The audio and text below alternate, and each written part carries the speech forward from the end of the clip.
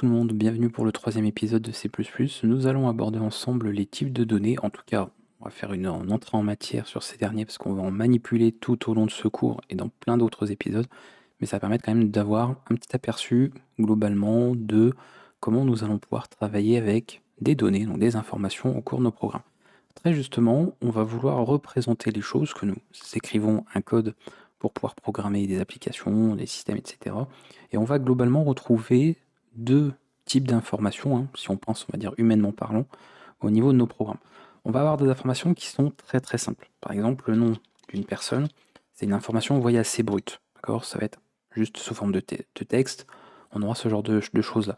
Un solde bancaire, pareil, c'est une information qui est assez simple aussi à représenter. C'est une valeur numérique, même si elle est grande pour certains et plus petite pour d'autres, mais ça reste une valeur numérique.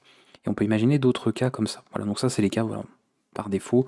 Par exemple, la valeur, pareil, une constante en physique, et en astrophysique même. Même chose, ça peut être représenté par une valeur numérique, éventuellement en notation scientifique, comme on va le voir par la suite. Donc on peut représenter ces choses-là de manière très simple. Ensuite, on va avoir des données qui vont être un peu plus particulières, un peu plus complexes, un peu plus développées. Tout à l'heure, ici, je parlais du nom d'une personne. C'est une information, vous voyez, bien précise et quand même beaucoup plus basique. Là où une personne, déjà, représente quelque chose d'un peu plus à développer. D'accord. Ça reste très vague. Et une personne peut être représentée par plein d'informations, des états, des caractéristiques, etc. Pareil, un compte bancaire, ça peut être aussi la représentation de quelque chose d'un peu plus poussé que simplement une valeur numérique, un seul texte, ce genre de choses. Donc globalement, si vous regardez bien, on va retrouver ces deux catégories d'informations, et le langage C++ va proposer finalement, alors on verra qu'il y a aussi des cas un peu particuliers bien sûr, qu'on développera au fur et à mesure, mais deux types finalement, deux grandes catégories de types de données. On va avoir les types fondamentaux, globalement, donc c'est en fait ce qui va regrouper toutes ces informations-là, va nous permettre de représenter en tout cas toutes ces informations-là. Okay. Et on va avoir ensuite les types composés. Et pareil, on en aura beaucoup plus, hein, évidemment, on va avoir plein de choses, je vais donner plein d'exemples, mais on a finalement ces deux catégories qui ont leur importance au niveau du langage. Et pour ça, C++ propose pas mal de types pour présenter ça. S'il y a des gens parmi vous qui font ou qui ont fait de la programmation en C, il y a pas mal de similitudes que vous allez retrouver au niveau des types, dû déjà à certains historiques aussi du langage, et aussi parce que beaucoup de choses du C ont été ensuite reprises pour le C++ et inversement. Des choses du C++ finissent par arriver sur les nouveaux standards du langage C. Donc on a certaines choses qui se partagent. Donc évidemment, ça va peut-être être un peu plus vite pour vous à apprendre tout ça si vous programmez déjà dans l'un des deux. Je vais vous montrer pour cela un tableau qui a été fait, donc rapidement, je le fais habituellement d'ailleurs sur les autres cours de programmation de la chaîne, et vous avez ce dernier, alors je vais le mettre plutôt comme ceci, et là vous avez comme ça, globalement, hein, pour résumer, ce qu'on peut représenter ici. Là vous avez les noms des types de données que nous allons utiliser, c'est-à-dire ce qu'on va écrire dans le code pour représenter ces choses-là. Je vous ai mis la représentation pour chacun, donc je vais pas revenir en détail sur certaines parties, pour le reste, c'est avec la pratique, d'accord, au fur et à mesure des épisodes, on les utilisera, donc il n'y a aucun intérêt à apprendre ça par cœur, encore une fois, d'autant que des choses peuvent changer. Donc ne vous embêtez pas avec ce genre de détails-là. Donc ça, c'est ce que ça va représenter, d'accord. Ici, nous sommes vraiment sur des types fondamentaux. Okay, les types fondamentaux, globalement, c'est ça. Donc vous remarquez qu'il y a de quoi représenter ce qu'on appelle un booléen. Un booléen, c'est peut-être quelque chose que vous ne connaissez pas, c'est des choses qui sont abordées en architecture généralement sur la chaîne. Mais globalement, si je fais un petit rappel rapide ici, un booléen, donc algèbre de booles, c'est tout simplement la possibilité d'avoir deux valeurs, et donc une valeur binaire. Quand par exemple vous êtes dans un problème, d'accord, ou répondre à une question, une problématique, où la réponse est un oui, non, un vrai, faux, finalement 1 ou 0, bref, vous avez compris ce truc-là, actif, inactif, toujours ce principe-là en fait, où c'est forcément un état ou un autre, et ça peut pas être autre chose, on est dans ce qu'on appelle justement un cas booléen, d'accord. Et comme c'est quelque chose qu'on retrouve très souvent en programmation, même dans la vie de tous les jours, hein, si vous réfléchissez, voilà, par exemple, est-ce qu'une personne habite à tel endroit? Oui, non. Est-ce que son solde bancaire est positif? Oui, non. Vous voyez, on peut retrouver en fait ce genre d'informations-là. Est-ce qu'elle est majeure? Oui, non. Donc on retrouve très très souvent, même dans la vie de tous les jours, ce principe un petit peu d'état binaire. Eh bien, en programmation, on a de quoi représenter ce type d'information. Est-ce qu'un utilisateur est connecté sur un site? Est-ce qu'un utilisateur, par exemple, a payé, a validé un paiement pour pouvoir mettre en place tout le système de traitement de la commande, livraison du produit, etc. Bref, on retrouve donc forcément beaucoup de ça. Et vous voyez qu'un type existe précisément pour cela. Et vous avez comme ça beaucoup de possibilités. Un caractère, bon, vous avez quelques exemples de toute façon à chaque fois hein, sur les valeurs littérales. Un caractère, c'est tout simplement un seul élément textuel, d'accord? Ou alors une toute petite valeur numérique, mais ce sont des cas quand même particuliers. Donc globalement, voilà, on retrouve ça ici. Donc il y a deux cas en fait assez spécifiques pour cela. Ensuite, on a de quoi représenter des nombres entiers. Donc là, selon bien sûr le type qu'on utilisera plus tard, et ça on va le voir parce qu'on va les mettre en pratique, on va pouvoir bien évidemment travailler avec des valeurs plus ou moins grandes. Ok. Et après, on a des types, donc des approximations, d'accord, une valeur décimale, donc des nombres à virgule flottantes, ici binaire, format binaire. Et ici, on a aussi, selon le niveau de précision, donc simple précision, double précision, et ici, j'ai mis que ça prend un peu plus que ça. Ça peut être 80 bits ou 128 bits ou autre, hein, selon les implémentations. On a évidemment de quoi représenter des valeurs très très grandes. Donc, ce qu'il faut retenir globalement, c'est qu'on va manipuler, on va retrouver ces types-là fondamentaux pour manipuler un petit peu toutes ces représentations de données, d'accord? Ça, ce sont des exemples de valeurs que ça peut prendre, mais on va tellement de façon de pratiquer que vous allez très vite comprendre. Ça, c'est la taille que ça occupe, en tout cas, même s'il n'y a pas de garantie précise en mémoire, d'accord? L'occupation mémoire, donc en nombre de bits, ok? Et vous voyez que globalement, ici, au niveau de la norme du C++, on n'a pas forcément une garantie précise qui vous dit, si vous utilisez tel type, ça veut dire que vous pouvez stocker des données sur, voilà, qui sont codées sur telle rangée, d'accord? Sur tel espace en fait en mémoire. Donc on est sur quelque chose, d'ailleurs je me suis trompé ici, hein, attention c'est un supérieur ou égal, hein, pas inférieur ou égal, parce que j'ai repris le tableau du C pour changer. Donc ça vous garantit qu'un booléen, qu'une valeur ici pour un caractère fait au moins a priori 8 bits, d'accord? Et attention, ça peut être plus, voilà, un octet, pas forcément 8 bits, il pourrait en faire 16 sur les implémentations. Et ici qu'à partir de ce type-là et celui-ci, ça fait au moins 16, d'accord, ou plus. Ici, au moins 32 ou plus, au moins 64 ou plus, bref, vous avez compris. Et là, pareil, très souvent, le type long double, c'est du 128 bits, mais il y a aussi des cas où c'est du 80 bits. Il y a aussi des cas où c'est du 64. Donc c'est pour ça que je vous ai mis ça pour indiquer que ne prenez pas forcément les choses en vous disant ah bah c'est forcément telle taille et c'est tout. Tout dépend des implémentations et comme il en existe plusieurs, il n'y a aucune garantie que vous ayez forcément la même taille partout. L'utilisation de suffixe, je vais en montrer quelques-uns, c'est quelque chose qu'on va venir rajouter après les valeurs. C'est-à-dire quand on va noter des valeurs, par exemple ici numérique, on ajoutera donc, en suffixe, hein, c'est du français, simplement un certain nombre de caractères pour indiquer justement précisément le type qu'on est en train d'utiliser.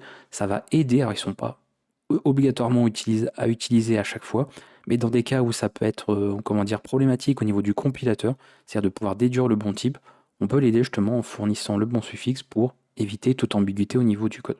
Et là, ça va forcément beaucoup nous aider pour la suite. Donc, ce qu'il faut retenir en termes de code, si je vous montre un petit peu ce que ça va donner, globalement, donc au niveau de mon type ici, quand on va travailler avec des valeurs non signées, donc non signées, ça veut dire une valeur qui est forcément positive, ok, signée, ça veut dire qu'elle peut être positive ou négative, pareil, ça c'est des choses que j'aborde énormément en détail dans les cours d'architecture de la chaîne, mais là je vous fais un petit rappel. Donc généralement, quand on veut vraiment indiquer précisément qu'on est sur du non signé, pour être sûr, vous voyez, que ce soit explicite, on peut utiliser un U, minuscule, majuscule, pas d'importance, pour indiquer que ça l'est. Et après, vous voyez, on peut le cumuler avec d'autres suffixes, donc ça fonctionne très très bien ici. Pour indiquer pareil des longs types, on a cela, mais généralement de toute façon, c'est pas forcément obligatoire, puisque si vous travaillez avec une valeur, par exemple, trop grande pour un type plus bas, eh bien le C++ va comprendre, va en déduire qu'en fait vous parliez d'un type qui accepte, vous voyez, cette valeur-là de données. Là où ça va être par contre obligatoire, c'est celui-ci, pour le type float. Tout simplement parce que si vous ne précisez pas de suffixe, il va considérer que vous êtes en train d'utiliser un type jobble. Et on ne stocke pas la même possibilité, la même fourchette de valeur dans un float qui est du 32 bits que dans un jobble qui est du 64. Donc si vous ne mettez rien, il va considérer que c'est ça. Et si vous voulez précisément indiquer que vous utilisez ce type-là, il faudra mettre effectivement le suffixe. Donc quand vous aurez des valeurs numériques à écrire, on verra ça plus tard quand on verra comment mémoriser de l'information. Par exemple, on notera ceci. On utilise pour séparer la partie entière décimale le point en programmation ici. Et ensuite, voilà, si je note ça, c'est un double, ok, voire un long double. Si je veux indiquer vraiment explicitement que c'est un float, je dois rajouter un F, minuscule, majuscule, après. Et là, il n'y a plus d'ambiguïté du tout. Ça, il faudra bien y penser, parce que c'est vraiment le cas où là, si vous ne le mettez pas, eh bien, il y a un comportement par défaut qui est fait au niveau de la valeur littérale. Donc il faudra bien gérer ça. Pour le reste, comme je vous l'ai dit, ça peut être optionnel dans pas mal de cas. Donc il faut voir. Et là, vous voyez, par exemple, pareil, long double, si je veux être sûr qu'ils prennent bien ça en compte, et si j'avais éventuellement peur qu'il y ait des ambiguïtés, eh bien, je rajoute un L, et comme ça, je suis sûr, voilà, à nouveau, qu'il n'y a pas de doute possible. Ok. Donc on peut avoir ces garanties-là, en tout cas, nous, de notre côté, en disant, voilà, on n'a pas fait d'oubli, on ne s'est pas trompé, on sait exactement ce qu'on manipule ici. Donc je vais un peu vite parce qu'encore une fois, globalement, c'est des choses qu'on va réutiliser. Là, c'est vraiment un cours, les épisodes à chaque fois sur les types de données, c'est toujours des aperçus un petit peu de ce qui vous attend et de ce qu'on va utiliser pour montrer comment on va représenter des données en programmation, mais on va être amené à réutiliser tout ça. Ensuite, nous avons les fameux types composés. C'est vrai que j'aurais pu mettre type composé d'ailleurs, même si bon, lui n'en fait pas partie en fait, il fait partie des types fondamentaux en réalité. Donc ça, j'ai plutôt préféré mettre autre type, parce qu'on a pas mal de choses qu'on va manipuler, les énumérations, les fonctions, les complexes, les objets, les pointeurs, les structures, les tableaux, les unions, et le fameux type void aussi, qui est en fait une absence de valeur, c'est quelque chose qui n'a pas de valeur, qui est vide. Donc on verra ce genre de choses là aussi qui est très utile, et on aura comme ça pas mal de manipulations à faire avec ces derniers. Enfin, rapidement, on a aussi pas mal de types qui, eux, par contre, garantissent certaines tailles précises, puisqu'ils l'ont dans leur nom. Voilà, vous voyez, ce sont des entiers à largeur fixe. Donc si vous voulez dire j'utilise un entier qui est sur 8 bits, et bien vous voyez, vous avez un type qui est ici. Si vous voulez l'équivalent non signé, c'est avec un petit U devant. Et vous avez ces types-là, il y en a plein. Voilà, il y en a même 128 normalement qui est pris en charge, que selon les normes, bien sûr, il y a des choses qui sont ensuite mises en plus avec les nouveautés du langage. Donc avec d'autres types, pour ça que j'ai mis 3 petits points, parce qu'il peut y en avoir pas mal d'autres qui s'ajoutent. On en a pour représenter des caractères aussi, ça peut prendre en charge l'Unicode, UTF-8, 16, UTF-32, etc. Et on a des types particuliers, ce qui représente un pointeur nul, on le verra, donc il fait partie de la bibliothèque standard C++, STD, qui est un espace de nom, mais c'est des choses qu'on abordera aussi. Pour représenter ici une taille précise, on utilise très souvent ça pour manipuler des conteneurs, ce genre de choses, des itérateurs, on verra ça aussi. Et ensuite, on a d'autres types également que j'ai notés. Donc je ne vous ai pas fait le listing complet de tous les types qui existent, bien sûr, mais je vous ai quand même montré les principaux. Donc déjà, avec tout ça, vous avez largement de quoi faire. Et on va en voir de toute façon beaucoup aussi là-dedans, parce que ce sont souvent des types qui sont incomplets, puisque ça va être au développeur, l'utilisateur, de les écrire et de les définir par la suite. Voilà, donc ça, rapidement, au niveau du tableau, vous pouvez vous y référer. Je vous ai montré un petit peu ce que ça donnait ici. Maintenant, j'ai quelques petites choses pour la suite de cet épisode à vous montrer sur des notations que l'on peut faire. Je vais enlever ça déjà, on va gagner un petit peu de place. Voilà. On va avoir besoin de, parfois, noter des valeurs numériques d'une autre manière. Globalement, quand vous notez des valeurs numériques ici, vous voyez telles qu'elles sont, il est déduit que ces valeurs sont sous base décimale, donc la base 10, les chiffres de 0 à 9, celles que vous connaissez. Mais en informatique, on va très souvent manipuler d'autres bases. Dans la vie de tous les jours, il en existe plein. On a la base 60, par exemple pour les heures, les minutes, etc. On a la base 7 pour la semaine, on a la base 30 parfois pour les mois, la base 12 pour les années, bref. On peut utiliser plein de bases en réalité. Mais en programmation, on va retrouver la base, donc celle qu'on connaît bien décimale, c'est la base 10. Okay, et on a bien sûr la base binaire, donc la base 2, un peu le système du booléen d'ailleurs, vrai, faux, c'est du binaire. On a la base octale, donc là c'est une base 8, de 0 à 7, et on a la base hexadécimale. Ici on est en base 16, donc les valeurs vont de 0 à la lettre F cette fois-ci. Pour manipuler ça, parce que si je note ceci, c'est 132, d'accord, c'est la valeur décimale. Si je veux indiquer une valeur précise, dans une autre base, je vais devoir utiliser un préfixe. Parce que si je note ceci, pareil, c'est la valeur 1001, d'accord, 1001 en décimale. Mais si je veux indiquer que c'est 1001, donc une valeur binaire, je vais utiliser le préfixe 0b, alors majuscule, minuscule, peu importe, l'un ou l'autre. Et là, il n'y a pas de doute possible également pour le compilateur, on lui indique précisément la base de cette information littérale. Pour la valeur octale, mettons des permissions sur un fichier. Ici, je ne veux pas indiquer que c'est 755, valeur décimale, mais 755 octales. Je vais utiliser le préfixe 0 et un O minuscule ou O majuscule. Ok, oui, c'est ça. Et ensuite, pour l'hexadécimal, si je note, alors bon, hexadécimal, de toute façon, on n'aurait pas en numérique des lettres, donc ce serait un peu compliqué. Mais par exemple, ça, de dire, en fait, c'est 255 en hexadécimal, je vais utiliser le préfixe 0x. D'accord. Et dans ce cas-là, on peut effectivement après même noter ceci, ça marcherait sans problème. Ok, on peut faire ce genre de choses-là. Et grâce au préfixe, on change les différentes bases que nous avons. Voilà. Donc ça, c'est une petite chose à connaître, petite notation quand même en plus, qui vient de s'ajouter. Donc si vous avez besoin de ces formats-là, vous verrez ça, mais je vais vous montrer un exemple de code après aussi. On a notamment ce format-là qui sont représentés pour la fin de l'épisode. Autre possibilité, ça c'est plus un petit ajout en termes de confort, c'est un séparateur pour les valeurs numériques. Par exemple, si je note une valeur décimale assez grande, d'accord, quelque chose comme cela, pardon, j'aimerais bien pouvoir, pour rendre ça plus lisible, éventuellement utiliser un séparateur. Alors, généralement, c'est du séparateur de milliers pour une valeur décimale, mais en fait, c'est pas obligatoire. Vous pouvez utiliser le séparateur à l'endroit que vous voulez. En fait, c'est l'apostrophe, donc ce symbole, et vous pouvez le placer où vous voulez. D'accord? Je peux en fait mettre le séparateur vraiment à l'endroit que je veux, c'est purement visuel. Donc ça n'a pas d'impact. Après, je vous l'ai dit, pour le décimal, ce qu'on va faire généralement, c'est de faire le séparateur pour les milliers. Donc on va plutôt représenter ça comme ça. Et là, on comprend qu'on a la valeur de 10 milliards. Vous voyez, c'est beaucoup plus lisible que tout à l'heure, où il a fallu un petit peu, on perdait un petit peu en tout cas en lisibilité au niveau de l'information. Donc on peut faire ça. Pour du binaire, donc par exemple, si je note ceci, voilà, généralement, on va mettre le séparateur ici pour séparer de 4 à 4 bits. Mais c'est pas obligatoire. Encore une fois, je peux très bien ensuite avoir ça, le mettre ici. J'en ai peut-être mis trop, voilà. Donc, vous voyez, c'est pas forcément clair. Voilà, ici. Encore une fois, je le mets où je veux. Voilà, soit je le mets là, soit je dis, j'en sépare 4 par 4. Je le mets où je veux, il n'y a aucune importance par rapport à ça. Et ainsi de suite. Bon, je vais finir avec celui-ci. Voilà, donc ça c'est pareil. Des fois, c'est mis en 4 par 4. Généralement, c'est plutôt en 2 par 2, mais ça dépend aussi. Comme ça, vous pouvez avoir quelque chose d'un peu plus lisible pour la suite. Donc, c'est purement du confort, donc utilisez-le. Hein. Tous les langages de programmation n'ont pas forcément de séparateur de milliers. Donc, quand on en a, c'est quand même bien pratique pour rendre le code plus facile à lire. Donc autant s'en servir pour la suite. Bien, on a vu donc nos différentes notations pour les bases numériques. On a vu ce petit usage de séparateur de milliers. On va voir un autre type de notation cette fois-ci, donc qui rejoint par exemple, la possibilité de représenter des bases, mais ici pour la notation scientifique, parce que j'en parlais un petit peu tout à l'heure. Donc l'utilisation d'un exposant, d'une valeur avec un exposant. Donc si je veux représenter par exemple, je sais pas moi, 1,86 fois 10 puissance 3, ok. Eh bien, en C++, vous allez écrire ça de cette manière. 1,86, on remplace la virgule par le point, je vous le disais. Et le 10 puissance, c'est tout simplement le symbole E, minuscule ou majuscule. Et là, vous rajoutez, voilà, la valeur de puissance. Puissance 3, on peut bien sûr mettre des valeurs négatives, puissance moins 3, il n'y a aucun problème. Et ça fonctionnera très bien aussi, et vous pourrez comme ça avoir votre notation scientifique par la suite. Alors notation scientifique parce que généralement il n'y a qu'un seul chiffre ici, mais en fait on peut faire une notation après partout. On peut très bien avoir ça, ça marche aussi. Ok, on n'est pas obligé forcément d'avoir un seul chiffre sur la partie entière, ça marche dans tous les cas.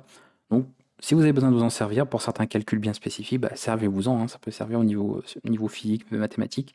Donc on a ce type de notation-là qui est parfaitement accepté. Voilà, comme ça on a représenté les choses. Alors, je vais voir un petit peu qu'on n'ait rien oublié, est-ce qu'on a parlé de ça, au niveau des types, etc. Je vous ai globalement indiqué, donc là, bon, ça, on va l'utiliser.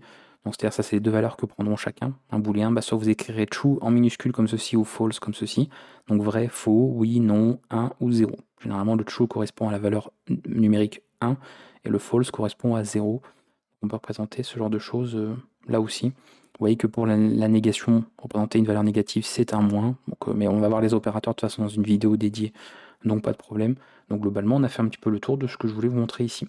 On verra également d'autres suffixes. D'accord, il y a d'autres suffixes, même des préfixes qui peuvent être utilisés. Je pense par exemple au tout ce qui est chaîne, donc on a le suffixe s, et pour les vues de chaîne, donc c'est vs, d'accord, les string view. Donc on a pas mal d'autres choses comme ça qu'on verra. Donc on abordera ça plus tard quand ce sera utile, ok, quand ça a vraiment un usage. Et pareil pour certains types, donc je pense notamment à celui-ci. Donc le type, il n'est pas ici, il est là. Voilà, size_t, pareil, parfois on va vouloir représenter les valeurs précisément avec des formats, avec par exemple ZU ou Z selon les formats qu'on a. Mais je préfère qu'on attende en fait d'aborder ça quand ce sera voilà, intéressant à voir. Donc on va dire version signée et puis version non signée. Je crois même d'ailleurs que maintenant l'inverse aussi fonctionne, on peut utiliser l'un ou l'autre. Mais on verra ça dans des cas par cas. Là, c'est pas la peine de vous non plus d'en rajouter un petit peu plus, on va dire, par rapport à ça. Ok. Pour terminer cet épisode, un petit élément qui peut servir éventuellement, c'est plus parfois par curiosité par rapport à votre implémentation, votre système, etc., de vérifier en fait l'emplacement mémoire que peut occuper un type. Voilà. Si vous avez besoin par exemple de voir combien vous, par exemple, occupe un type int sur votre machine, quand ça peut être intéressant de le voir, vous avez la possibilité d'utiliser un opérateur. Je vais écrire un peu plus de code que ce qu'on a pu éventuellement voir, d'accord. On a des choses qu'on n'a pas encore vues, mais c'est pas grave. De toute façon, c'est juste pour vous présenter l'opérateur. Donc globalement, c'est un opérateur, attention, voilà, il peut s'utiliser tel quel ou il peut s'utiliser avec des parenthèses, ok, l'un ou l'autre. Donc ce que je peux faire, je vais représenter l'information directement.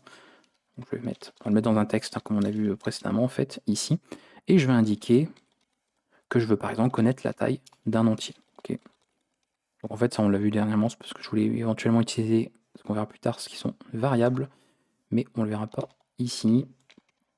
Et je vais faire ça, et vous voyez que là, moi ça occupe 4 octets, donc 4 x 8, 32 bits. Donc sur l'implémentation que j'ai, etc., le compilateur que j'utilise, un type int fait 32 bits, et peut-être que vous, il en fera 64. Vous voyez, encore une fois, il n'y a rien qu'en fait qui est obligatoire, qui est garanti, parce que vous voyez, c'est au moins 16. Voilà, donc ça peut être 16, là où il serait plutôt 16 ou 32, pas forcément 64.